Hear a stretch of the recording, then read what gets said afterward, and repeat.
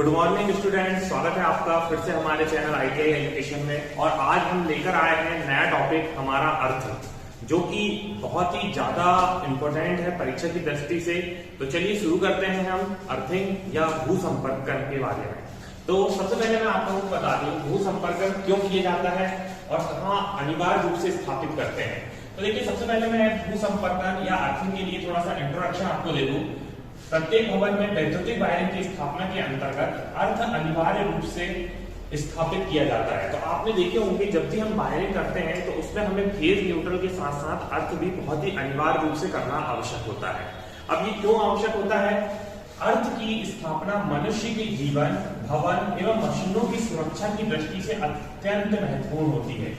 अगर हम अर्थ करते हैं तो उससे हमें मनुष्य के जीवन, भवन एवं मशीनों की सुरक्षा करने में हमें महत्वपूर्ण योगदान देता है अर्थ हमारा। इसके साथ साथ इस उद्देश्य की पूर्ति के लिए कि सभी विद्युत चालित मशीनें, उपकरण, स्टार्टर, मेन स्विच के धात्विक आवरण को अर्थ किया जाता है। और यह भी हम सुनिश्चित करते हैं कि हमारे पास जितने भी विद्युत चालित मशीनें हैं, उपकरण हैं, मेन स्विच है, स्टार्टर है, इनके धात्विक आवरणों को अर्थ किया गया है या नहीं। चलिए हम बात करते हैं कि अर्थ क्या है। तो देखिए, अर्थ वह साधन है जो विद्युत चालित मशीनें, उपकरणों में तेज तार के उसके धात्विक आवरण से स्पर्श कर जाने पर, जैसे कि अगर हम बात करें कि हमारे पास कोई सपोज एक कूलर है और इसमें फेज तार इसकी बॉडी से टकरा गया। अगर अर्थ नहीं है तो आप इसको छुओगे तो आपको बहुत जमकर वैद्युतिक झटका लगेगा। तो उसी वैद्युतिक झटके से आपकी जीवन की रक्षा करने से हम क्या कर देते हैं, इसकी बॉडी को हम अर्थ कर देते हैं। तो इसमें वही लिखा हुआ है, अर्थ वह साधन है जो कि विद्युत चालित मशीनें, उपकरण में से फेज तार के उसके धात्विक आवरण से स्पर्श कर जाने की स्थिति में मनुष्य को विद्युतिक झटकों से बचाता है। अगर अर्थ होगा तो उसे विद्युतिक झटका महसूस नहीं होगा। यदि मशीन को पृथ्वी से विद्युतीय जोड़ दिया जाए तो मशीन का बाहरी आवरण शून्य विभव पर ही रहेगा। अगर जैसे ही अगर वो फेज तार अगर इस पर जुड़ गया उसकी बॉडी पर तो हमें झटका लगेगा, लेकिन अगर हमारी बॉडी अर्थिंग है तो उसका जो विभव होगा उसकी बाहरी बॉडी का वह शून्य होगा। और आपको पता ही होगा कि हमें 90 वोल्ट से कम पर झटका महसूस नहीं होता। अगर मैं सीधी सी बात करूं तो सीधी सी एक लाइन में अगर कह दें तो किसी भी चालक को पृथ्वी से कम प्रतिरोध पर जोड़ देना ही हमारा अर्थ कहलाता है।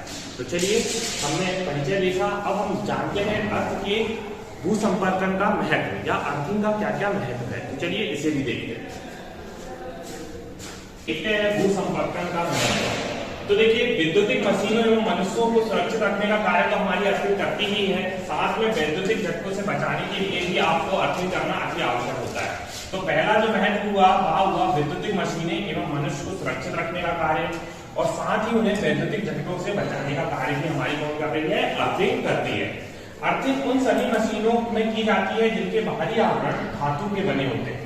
तो विशेषकर आपको ध्यान रखना है कि अर्थिंग उन सभी मशीनों में होगी जिनके बाहरी आवरण धातु के अर्थात लोहे या किसी अन्य धातु के बने होंगे, अर्थात इनमें अनावश्यक विद्युत प्रवाह के लिए लीकेज की संभावना रहती है। इसके कारण हम उन सभी धात्विक बॉडी वाले मशीनों में या उपकरणों में अर्थिंग करते हैं। खराबी होने पर भू संपर्कन या अर्थिंग प्रवाहित धारा परिपथ में लगे एमसीबी और फ्यूज को ब्रेक कर देती है, जिससे कि हमारी जो वायरिंग होती है वहां भी बच जाती है। इसके साथ ही लीकेज करंट द्वारा लगने वाली आग के खतरे को भी बचाती है। तो अब हम देख रहे हैं अर्थिंग की उपयोगिता कि हमने कल, जैसे कि आपको पता होगा, अर्थिंग के बारे में हमने जानकारी ली थी। और अर्थिंग क्या है? तो अर्थिंग को हम एक शब्दों में कह सकते हैं कि यदि किसी भी उपकरण को चालक द्वारा कम प्रतिरोध से भूमिगत कर देना ही अर्थिंग कहलाती है। कल हमने अर्थिंग के महत्व भी देखे थे। चलिए आज बात करते हैं अर्थिंग की उपयोगिता की। तो अर्थिंग की उपयोगिता की अगर हम बात करें तो अर्थिंग जो है यह मुख्य रूप से बहुत सारी जगहों पर उपयोगी साबित होती है। जैसे कि हम लोग बता दें कि यहाँ हमारे उपकरणों की तो सुरक्षा करती ही, साथ ही हमारी भी सुरक्षा करती है, और साथ ही बहुत सारे ऐसे उपयोग के कार्य हम अर्थिंग में करते हैं। तो चलिए हम जानते हैं कि अर्थिंग की उपयोगिता क्या क्या है। तो सबसे पहले अगर हम बात करें तो विद्युत प्रणाली में आई खराबी से उपकरणों की सुरक्षा प्रदान करने का कार्य हमारी अर्थिंग करती है। विद्युत प्रणाली में आई खराबी से मनुष्यों की सुरक्षा प्रदान करने का कार्य भी हमारी अर्थिंग करती है। इसके साथ ही अगर हम 3 फेज जनरेटर की बात करें तो इसमें न्यूट्रल को भी हम अर्थिंग कर देते हैं, जिससे कि वोल्टेज हमारा स्थिर रहता है। यह बात आपको बिल्कुल ध्यान रखनी है कि 3 फेज जनरेटर में जो वोल्टेज होता है वह परिवर्तनीय होता है, और आपको पता होगा कि जो जनरेटर होता है वह लोड पर डिपेंड होता है। जैसे जैसे लोड बदलता जाता है वैसे वैसे वोल्टेज का मान भी बदलता है। तो यदि हम न्यूट्रल में अर्थिंग कर देते हैं तो इससे जो वोल्टेज होती है उसमें स्थिरता प्रदान होती है, और यही कार्य ट्रांसफार्मर में भी होता है। चलिए देखते हैं, ट्रांसफार्मर में भी हम न्यूट्रल को अर्थिंग कर देते हैं जिससे कि वोल्टेज में हमें स्थिरता मिलती है। इसके साथ साथ ऊंची इमारतों को आकाशीय बिजली से बचाने के लिए हम अर्थिंग का प्रयोग करते हैं, ताकि जब भी किसी भी प्रकार की बिजली हमारी ऊंची इमारतों पर तड़ित चालक पर गिरती है तो वह सीधे भूमिगत होने से सारी की सारी आकाशीय बिजली पृथ्वी पर चली जाती है।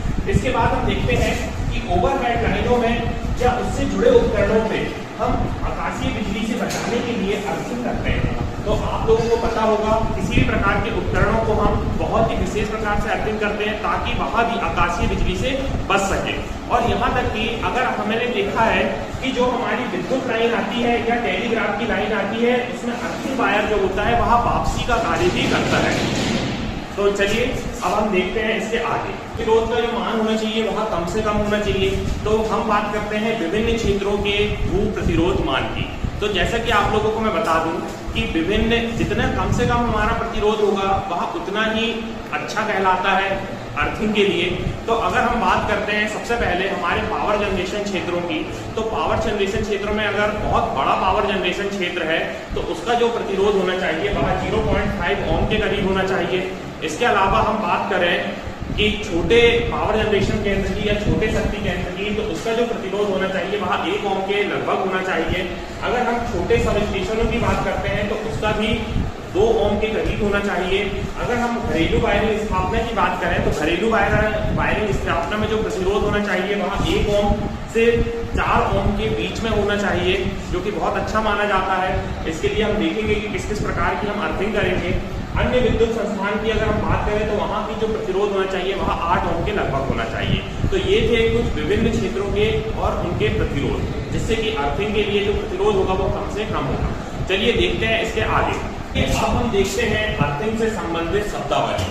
जब हम अर्थिंग करते हैं तो हमारे सामने विभिन्न प्रकार के शब्द हमारे सामने आते हैं, जैसे कि अर्थ इलेक्ट्रोड क्या होता है, अर्थ फॉल्ट क्या होता है। तो चलिए इन्हीं को हम समझते हैं बिल्कुल आसान शब्दों में। तो सबसे पहले मैं आप लोगों को बता दूं अर्थ इलेक्ट्रोड के बारे में। तो देखिए अर्थ इलेक्ट्रोड क्या होता है, यह धातु का एक पाइप या प्लेट होती है जिसे हम अर्थिंग करने के लिए जमीन में दफना देते हैं ताकि अर्थ को प्राप्त किया जा सके। तो हम कह सकते हैं कि जब हम पाइप अर्थिंग या प्लेट अर्थिंग करते हैं तो प्लेट अर्थिंग में जिस प्रकार की प्लेट का हम यूज करेंगे वो उसे हम अर्थ इलेक्ट्रोड कहेंगे, या पाइप अर्थिंग में हम जिस पाइप का उपयोग करेंगे तो वह पाइप हमारा अर्थ इलेक्ट्रोड कहलाएगा। चलिए दूसरी शब्दावली में आते हैं अर्थिंग लीड क्या होती है। तो जैसा कि अगर हम उस प्लेट को दफनाएंगे तो उससे हम एक चालक तार जोड़कर ऊपर तक लाएंगे, तो वह जो चालक तार होगा जो कि अर्थ इलेक्ट्रोड से जुड़कर हमारे ऊपर तक भाग तक आएगा उसे ही हम अर्थिंग लीड कहेंगे। चलिए समझते हैं इसे भी। अर्थिंग लीड अर्थ इलेक्ट्रोड को जोड़ने वाले तार को ही हम अर्थिंग लीड कहते हैं। अगला है हमारे पास अर्थ कंटिन्यूटी कंडक्टर। देखिए अर्थ कंटिन्यूटी कंडक्टर क्या होता है, वह चालक जिसका उपयोग विद्युत धारा प्रवाहित न होने वाले, देखिए ध्यान से समझिएगा इसको, वह चालक जिसका उपयोग विद्युत धारा प्रवाहित न होने वाले धात्विक भाग को अर्थ इलेक्ट्रोड से जोड़ने में किया जाता है। अर्थात हम अर्थ इलेक्ट्रोड को जोड़ने के लिए जिस चालक का यूज करेंगे जिसमें विद्युत धारा प्रवाहित ना हो उसे हम कहेंगे अर्थ कंटिन्यूटी कंडक्टर। चलिए देखते हैं डेड या डीड क्या होता है। ये बहुत बार एग्जाम में भी पूछा गया है कि डेड क्या है। अर्थिंग से संबंधित एक शब्दावली है ये भी। तो वह भाग जो विद्युत स्रोत से जुड़ा नहीं होता है अर्थात जिसका अर्थ विभव शून्य होता है उसे हम डेड कहते हैं। पिछले बार रेलवे में एक क्वेश्चन पूछा गया था कि डेड का विभव कितना होता है, तो याद रखिएगा इसका जो अर्थ विभव होगा यहाँ शून्य होता है। अगली बात करते हैं अर्थ फॉल्ट की। तो देखिए होता क्या है, अगर गलती से कोई चालक तार हमारे अर्थ से टकरा जाए, ठीक है, तो गलती से कोई अर्थ से टकरा जाए जिससे कि वह उससे जुड़ जाएगा तो उसी के कारण अर्थ फॉल्ट हो जाता है, तो उसे हम अर्थ फॉल्ट कहते हैं। तो ये थी विभिन्न शब्दावली जो कि अर्थिंग से संबंधित थी और मैंने आप लोगों को बता दिया।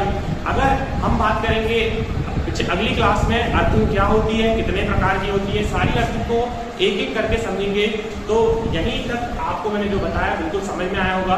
तो हमारे चैनल को लाइक एंड सब्सक्राइब कीजिए। धन्यवाद।